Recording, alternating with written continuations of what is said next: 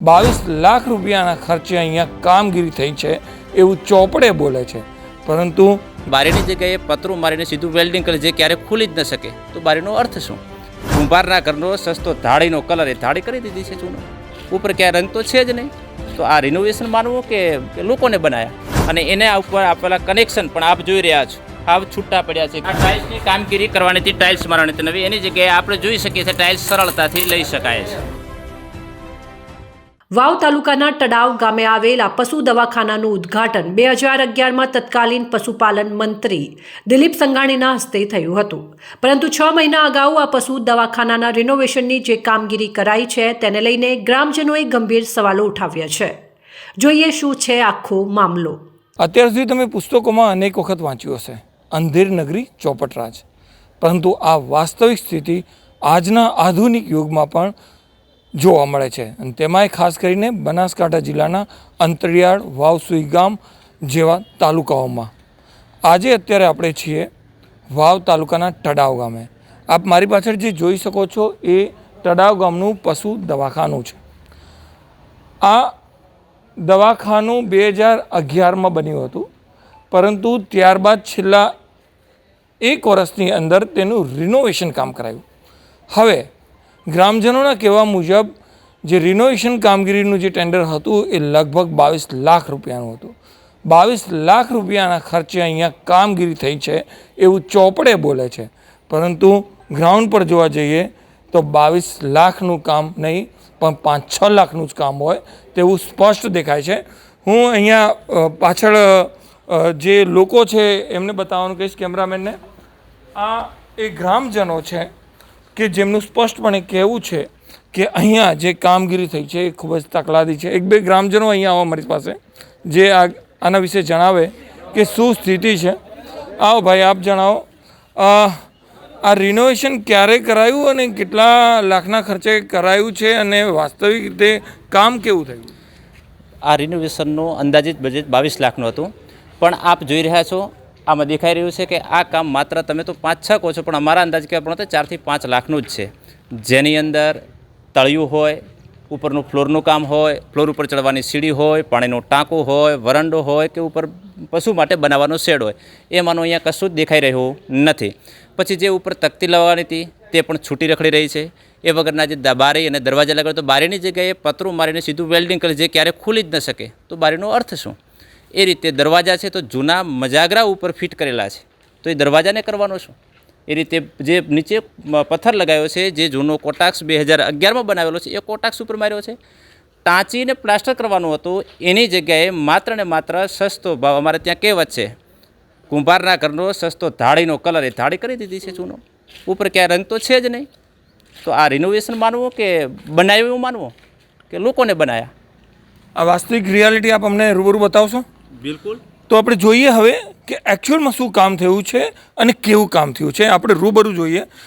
અહીંયા પાછળ જે છે એ સંડાસની કુઈ બનાવવામાં આવી છે અને પાણીનું ટાંકું પણ બનાવવામાં આવ્યું છે. જોઈએ એની ગુણવત્તા કેવી છે. આગળ આવો આપ.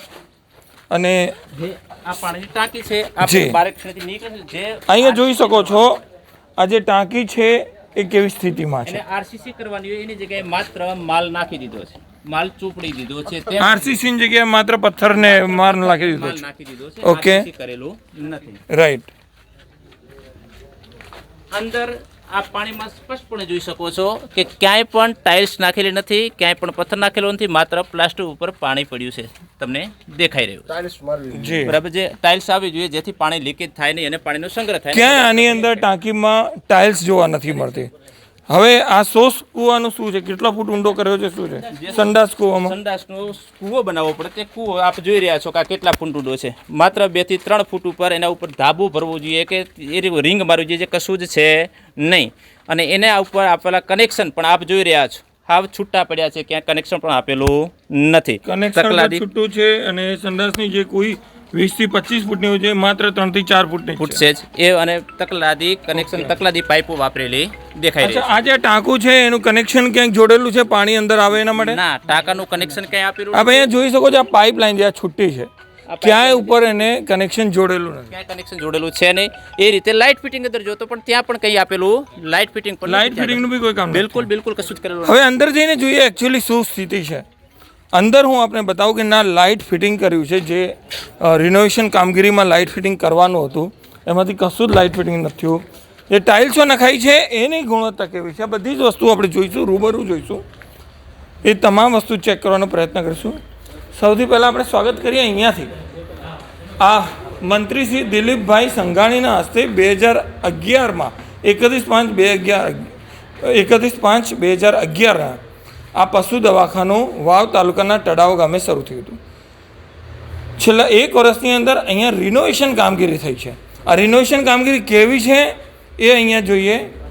આ સ્પષ્ટપણે જોઈ રહ્યા છો આ શું છે, આ શું કર્યું છે? આ અહીંયા પ્લાસ્ટર કરીને કલર કરવાની જગ્યાએ આ ચૂનો છે. બરાબર જુઓ, હા સામે પણ જોઈ શકો છો તમે. પાછળ જુઓ, કેમેરામેને કંઈક પાછળ બતાવે. આ જુઓ અહીંયા હાથમાં આવે છે બધું.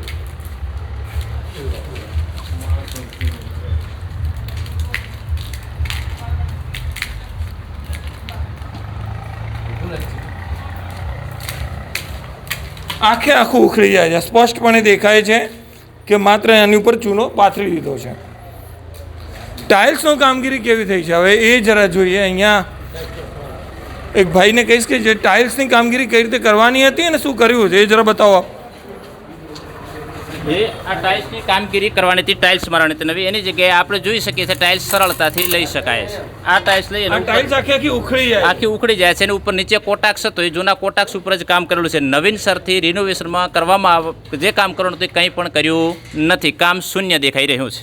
મતલબ કે ટાઇલ્સ લગાવતા પહેલા નીચેથી જે બધું લેવલ કરવું પડે એ લેવલ કર્યું નથી. ના, કશું જ નથી અને કર્યું. નીચે જે કોટા સ્ટોન હતું એની ઉપર ડાયરેક્ટ ટાઇલ્સ મારી દીધી છે. એમાં કામ કશું કર્યું નથી. લાઇટિંગનું કામ કેવું થયું છે? લાઇટિંગનું કામ આપ જોઈ રહ્યા છો, કશું દેખાતું જ નથી ઉપર. ઉપર આપ જુઓ, આ જુઓ, કશું ક્યાંય connection આપેલું નથી, ક્યાંય wire કોઈ જ કનેક્શન નથી, કોઈ જ વાયર નથી. માત્ર ને માત્ર આવા પોઈન્ટના ખાલી બનાવીને મૂકી દીધા છે. બારી જોઈ શકો છો. આ બારી જુઓ. હવે અહીંયા બારી નથી પણ એક જાળી ડાયરેક્ટ જ ફિટ કરી દીધી છે. પતરાને વેલ્ડિંગ કરી દીધું છે. બરાબર. જે હવા ઉજાસ માટે મૂકવાની છે એની જગ્યાએ અંધારિયો રૂમ બનાવ્યો છે. અંધારિયો રૂમ બનાવી દીધો છે. ગ્રામજનોના આક્ષેપો મુજબ આ પશુ દવાખાનાનું રિનોવેશન કામ 22 લાખમાં SC ચૌધરી નામના વ્યક્તિને અપાયું હતું, પરંતુ કોન્ટ્રાક્ટરે હલકી ગુણવત્તાનું કામ કરી 22 લાખને બદલે 4 થી 5 લાખનું જ કામ કર્યું છે. તેમ છતાં તેનું બિલ પાસ કરી દેવાયું. જો કે આ આક્ષેપો અંગે રખેવાળની ટીમે જ્યારે નાયબ કાર્યપાલક ઇજનેર હર્ષદ પટેલનો ટેલિફોનિક સંપર્ક કર્યો તો તેમણે શું જણાવ્યું જરા તે સાંભળો. એ ક્યારે કામ થયું રિપેરિંગનું અને શું કામ હતું અને કોને આપવામાં આવ્યું હતું અને કેટલા કામ છે 6-1 મહિના જેવું થયું હશે. ઓકે.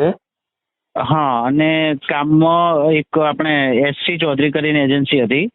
બરાબર. અને બીજું શું કહેવાનું થતું હતું? હા, એ કેટલા લાખના ખર્ચે કામ અપાયું હતું અને કામ શું શું કરવાનું હતું? કામ અંદાજે લગભગ એની કિંમત ગણો ને 10 ની અંદર હોવું જોઈએ. કારણ કે મારી જોડે હાલ ફાઇલ નથી એટલે એક્ઝેક્ટ રકમ નથી, પણ એનાથી વધારેનું કામ નહોતું એ રહ્યું. એમાં કોઈ જગ્યાએ નાનું મોટું કોઈ એર રહી ગયું હોય તો એ તો એજન્સીની લાયબિલિટીમાં આવે છે. 1-2 ટાઇલ્સ કે 2-4 ટાઇલ્સ ઉખડી જાય તો એને જ મેન્ટેન કરવાની થાય છે. બરાબર. એટલે એવું બની શકે. અને એક આજે તમે કલરની વાત કરી, એક ક્ષારના કારણે બની શકે. બાકી આપણા ત્યાં એ બિલ્ડિંગમાં જેવો શેડ છે ને એવો શેડ તમે મને આખા તાલુકામાં ક્યાંય પણ બતાવો, કોઈના ઘરે પણ હોય તો બતાવો. આટલી ચેનલો આવો શેડ કોના ત્યાં છે? રાઈટ. પાડ્યા છે એક્ઝેક્ટ એકદમ 0-0 કામ, કોઈ જગ્યાએ બાંધછોડ નહીં. બરાબર. તમે વિષ્ણુભાઈને પણ પૂછજો, પછી એમના જે ડોક્ટર રહ્યા ને એમના ડોક્ટર જીબી જોશી. હર્ષદભાઈ એક મિનિટ. હા, તો જે જગ્યાએ જે કલર ઉખડવાની ફરિયાદ છે કે ટાઇલ્સની ફરિયાદ છે તો શું એના અંદર આવે છે કે એ કરી રીતે ફરીથી વ્યવસ્થિત? હા, એના જ મેન્ટેનન્સમાં આવે. તો એ તમે એને સૂચના આપશો કરવા માટે કે શું કરવું પડશે? કોઈ સવાલ જ નથી, સૂચના આપવાની નહીં, થઈ જ જાય. ઓકે. કેટલા સમયમાં થઈ જશે? આ તો 15 દિવસમાં જ થઈ જાય. એના માટે કોઈ ટાઈમ ક્યાં લેવાની જરૂર છે? રાઈટ. હા. ઓકે.